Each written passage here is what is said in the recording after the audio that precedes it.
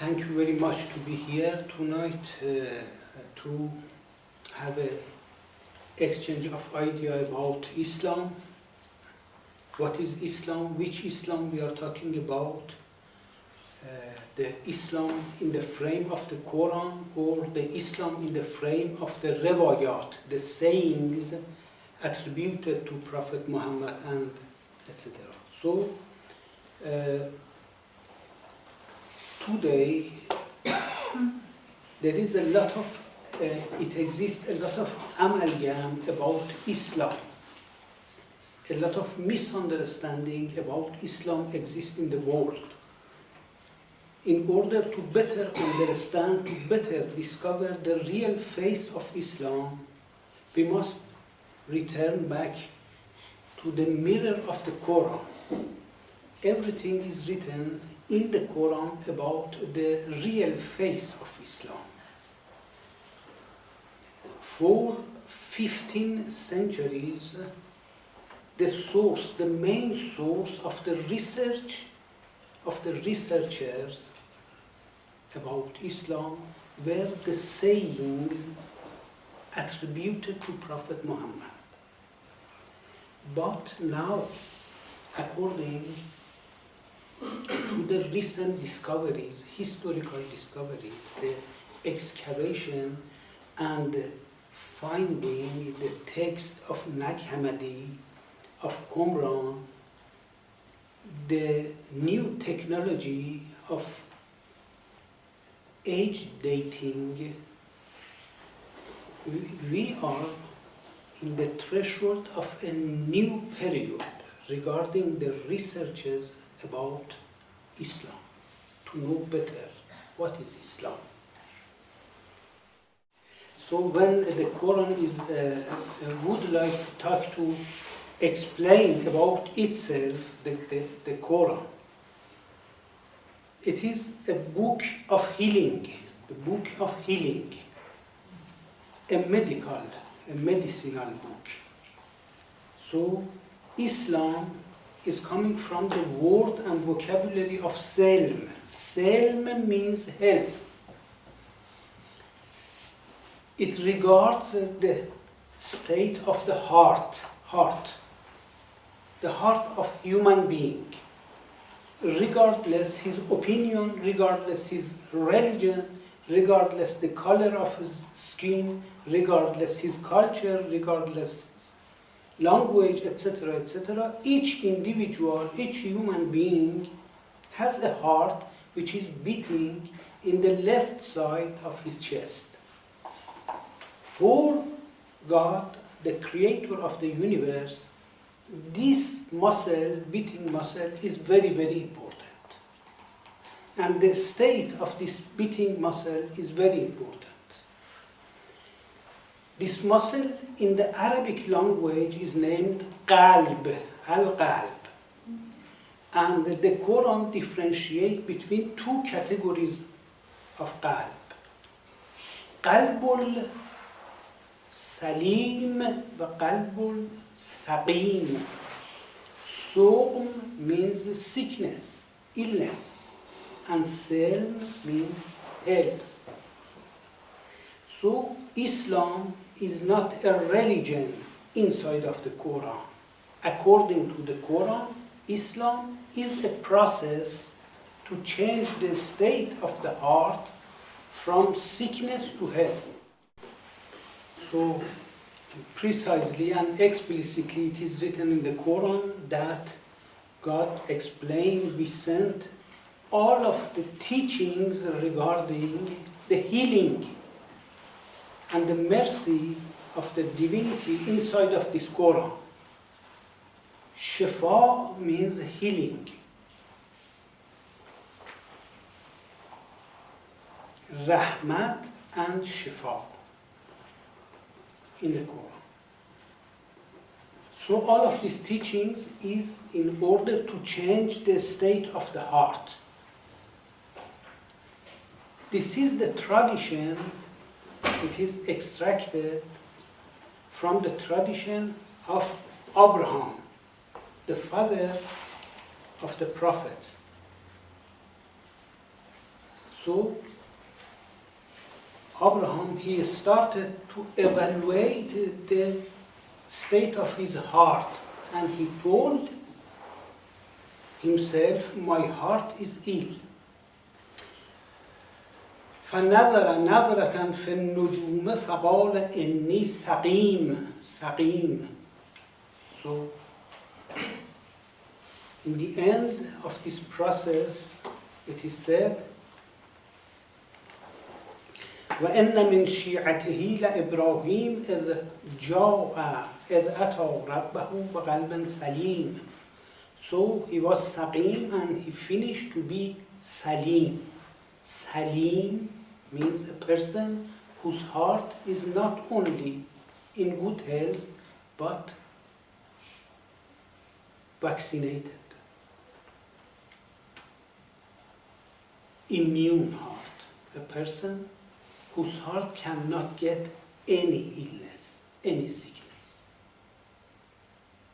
It is the change of the state of the heart in the tradition of Abraham, explained into the teachings of the Quran. So we understood that Islam is a process of healing. Islam is named in the Quran Din, ad-Din. Din is the method of this process. The usage of this method permits to everybody to change the state of her heart, of his heart. Din, it means method. It is translated as religion, but Din is a Vedic Avestic vocabulary passed into the Arabic language via the Aramaic language, and it means method. This method is extracted from the tradition of Abraham and explained in the Quran as well. This method is based to awake the heart.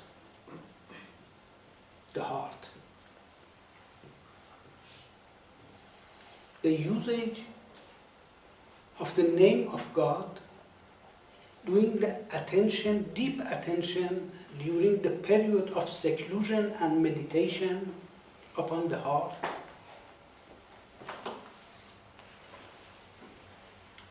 And doing muhasabah. Muhasabah means getting a bilan of the daily activities that we are doing during the day before going to bed and to sleep.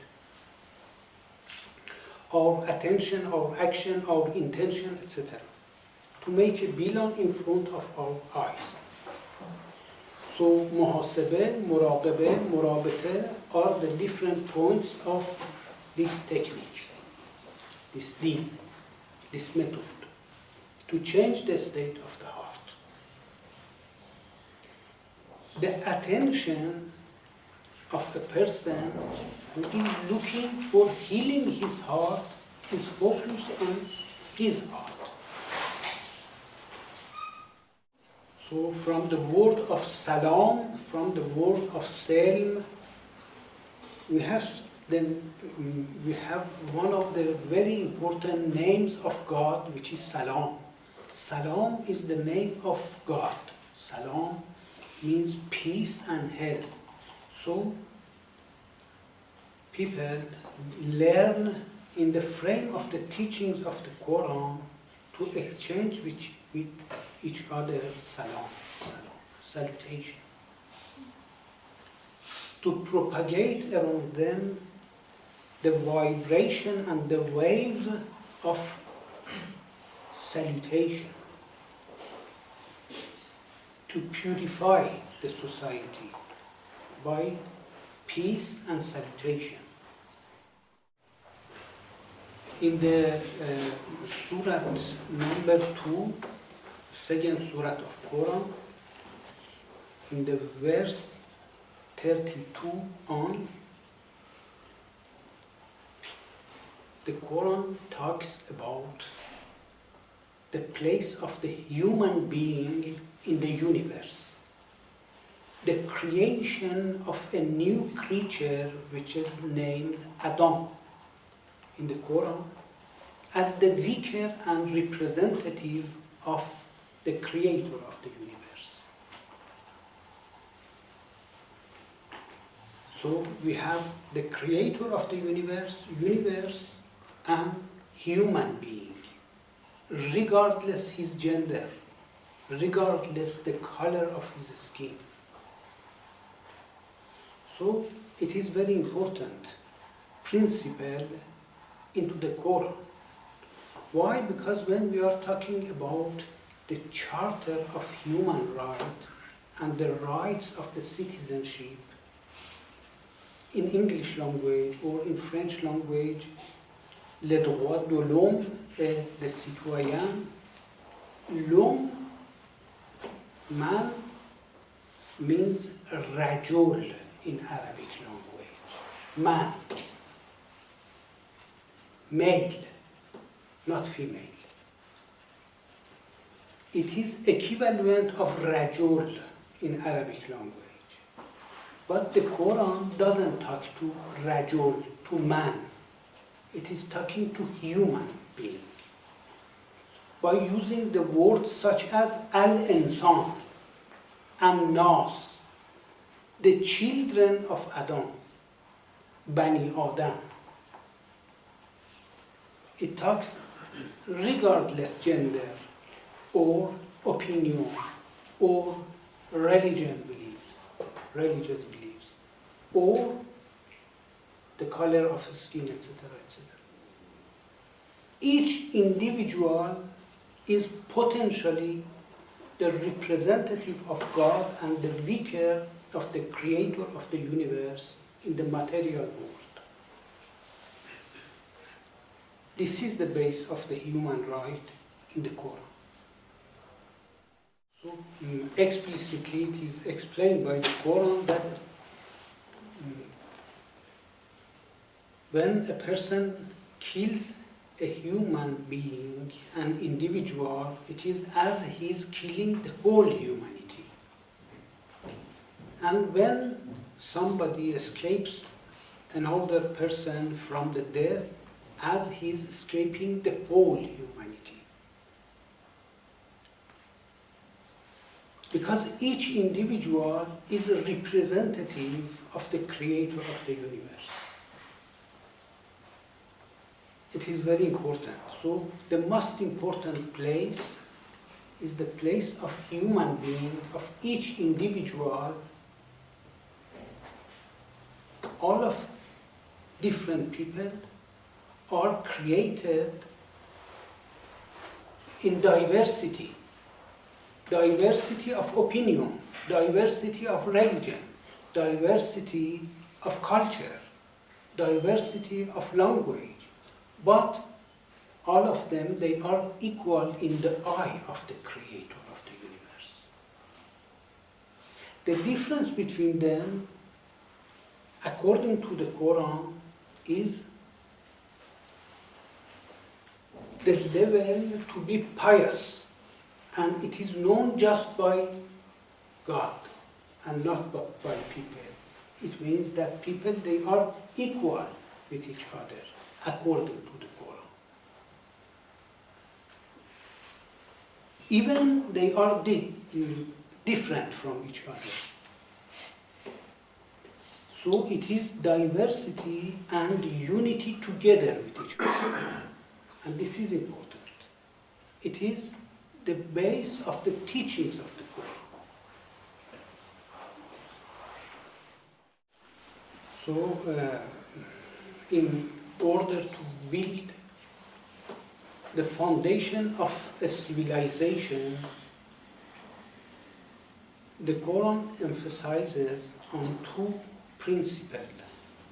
First principle is the importance of the social contracts. Social contracts. And the second one is the importance of the cell of the family. family. So in the peninsula of Arabia, in the pre-Islamic period, the family didn't exist. The family was totally meaningless. It was the tribal system. And people, they got their identity from their tribes and not from their parents or from their family and so on. But Quran emphasizes of the importance of monogamy and the respect, the sacredness of the cell of the family as the cell of the foundation of a civilization. The social contracts are very important. The social contracts. So, in the Surah Ar-Rahman, the Quran gives this order. وَأَقِيمُوا الْوَزْنَ بِالْقِسْطِ وَلَا تُخْسِرُوا الْمِيزَانَ.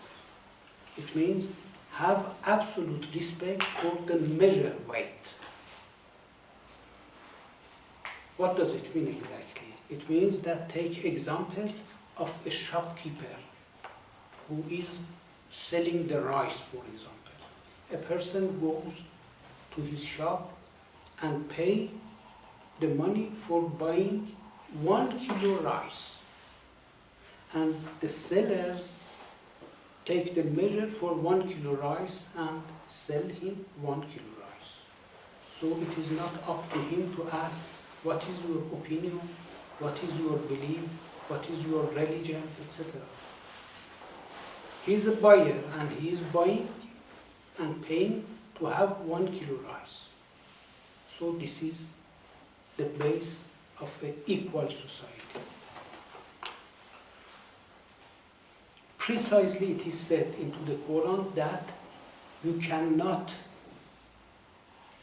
give some favorite importance to a person who has this religion or that religion, who has this opinion or that opinion. Be equal with each citizen in the city. This is an equal civilization. Because Prophet Muhammad invited all of the members of his community to pray in direction of Jerusalem for many, many years.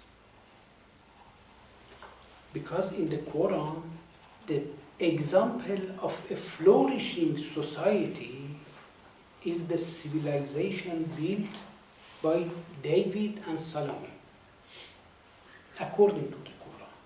Because David and Solomon, both of them in the Quran, not only the kings, but also the prophet and the examples of the civilization builders. So this is the respect for the human right and right of the citizenship in the Quran. But more than this, we have the Surah of Al-Insan, human being, in the Quran, and it can be considered as the conclusion of all of the teachings of the Quran. So the important point in this surah is that it is based on the principle of spiritual chivalry.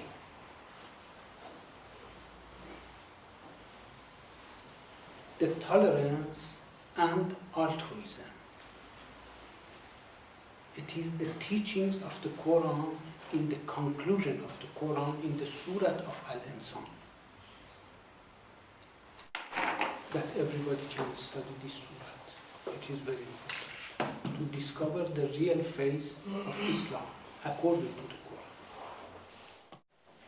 Yes, so in the time of Prophet Muhammad, the contemporary people, so out of the member of his companion who were living in company of Prophet Muhammad, people, the contemporary people of the peninsula of Arabia, they were mainly the Bedouin who were wandering in the desert of Arabia. So they didn't believe at all to all of these teachings. And explicitly they told, لَن نُؤْمِنُ بِهَذَا. We don't accept to all of your teachings. Either you change your teachings, you change your book, or we don't believe to your teaching. It is written in the Quran. And they were fighting Prophet Muhammad, and they were opposing to Prophet Muhammad, and they were confronting the Quran and the teachings of the Quran. Till the conquest, peaceful conquest of Mecca, about 3 years before the death of Prophet Muhammad. So those who were fighting Prophet Muhammad in order to change the Quran or to reject the Quran, from that moment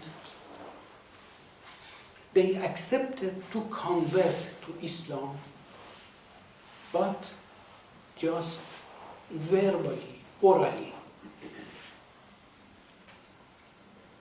Their mind and their heart didn't change, but they accepted to attest about the unity of God and the prophethood of Muhammad. From that moment on, they told, we don't fight the Quran, but we take in consideration the Quran according to our interpretation.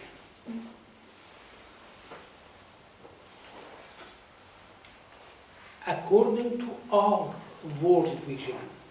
And explicitly they told, O Muhammad, you are Muslim and we are Muslim. You have your own interpretation of the text of the Quran and we have our own interpretation. So it happened in the city of Medina, in the lifetime of Prophet Muhammad. And from that moment, we are witness that two opposite versions of the Islam appeared in the history of humanity as thesis and antithesis. Two Islams. One Islam based on fraternity, on justice, on brotherhood, on tolerance, on altruism, and another version of Islam with the opposite values to all of these values, to all of these teachings.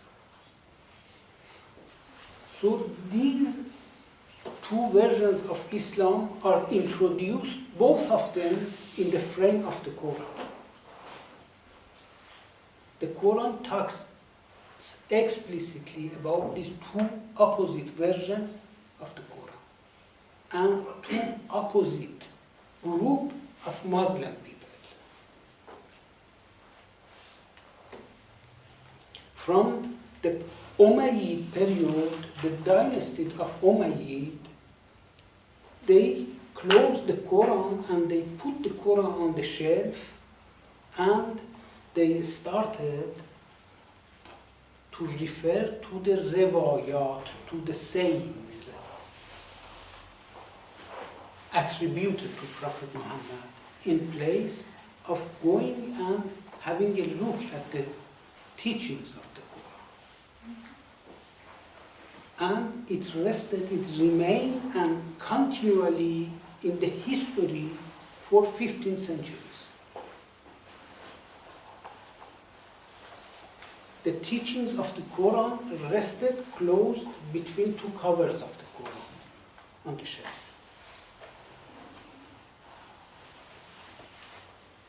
And this is the source of a lot of problem in the society of today.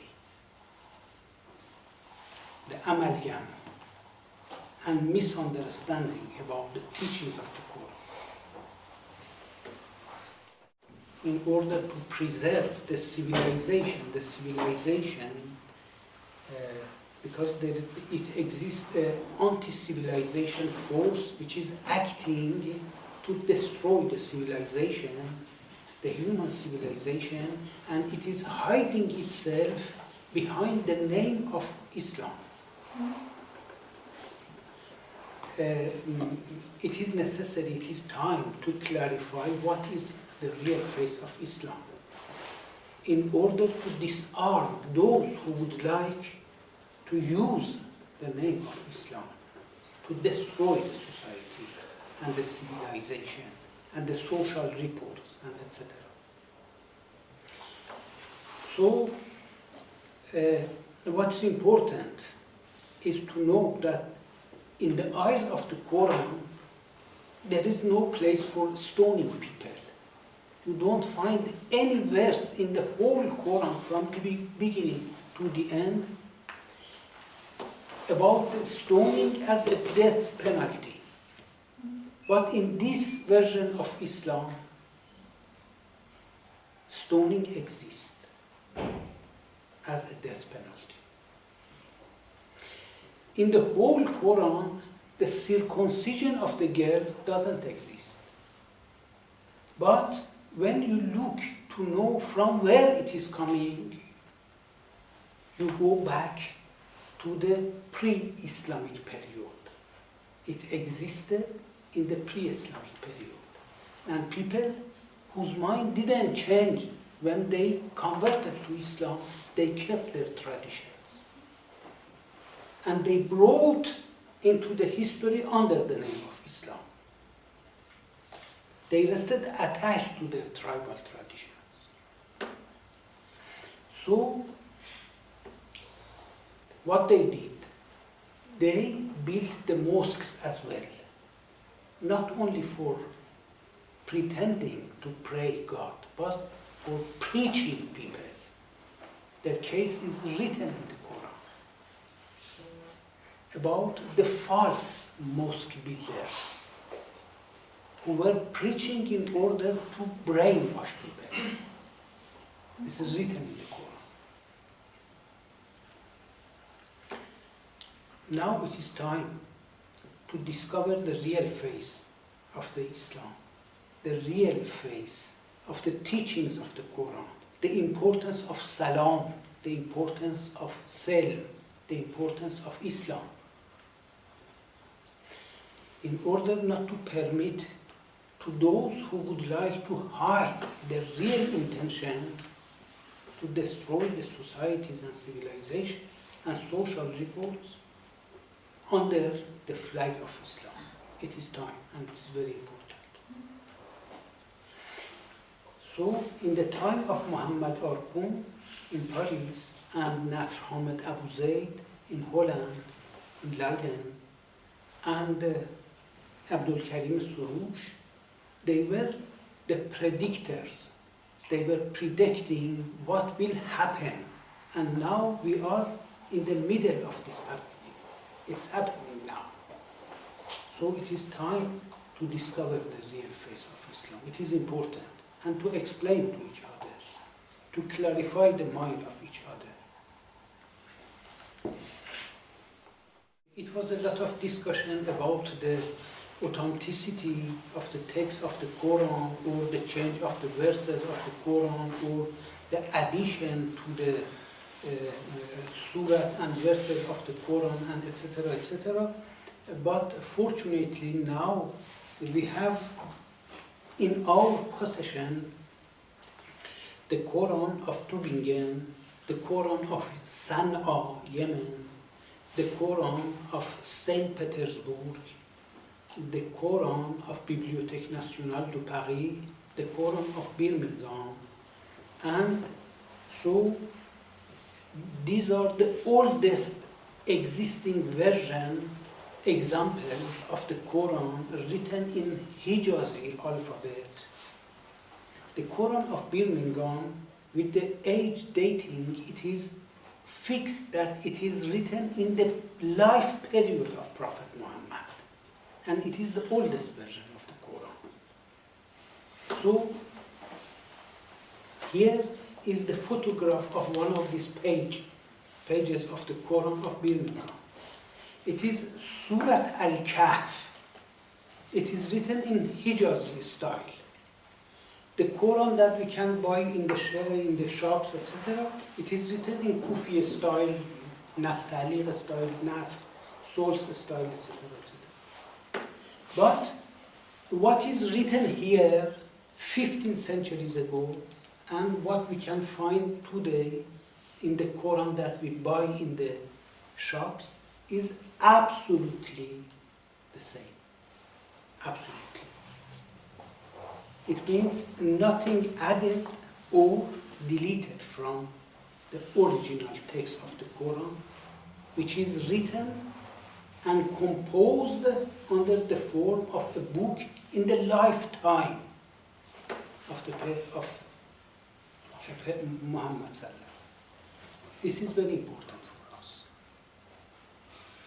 So we have a book in our possession, and we know when it is written, in which period.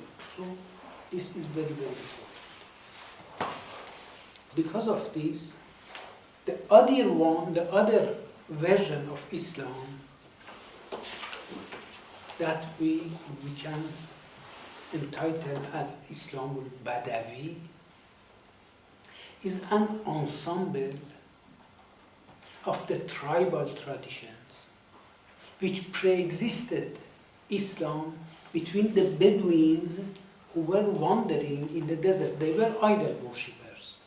From the moment that they accepted to convert to Islam, they put away the idol worshipping, but just idol worshipping was deleted. But their mind rested full of all of their attachment to the tribal traditions. The Quran emphasizes on monogamy, but in their Islam, the base is polygamy.